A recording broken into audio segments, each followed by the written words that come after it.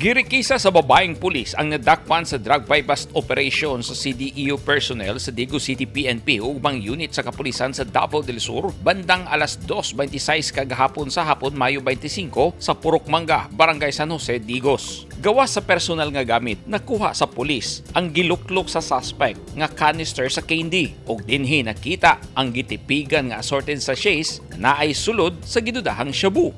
Giila sa kapulisan ang suspect nga si Ivy Basaya Pado alias Abi, 41 anyos, residente sa nisgutang lugar. Sa kwintada sa mga pulis, mobaloro sa 51,000 pesos ang nasignit ug napalit sa gituohang shabu nga naa sa 3.4 grams. Migawas sa investigasyon sa kapulisan nga nadakpan na niadtong tuig 2016 ang suspect apan nakagawa sa prisuhan pero mibalik sa daotang bisyo. Balik prisuhan ang suspect sa Digo City Police Station.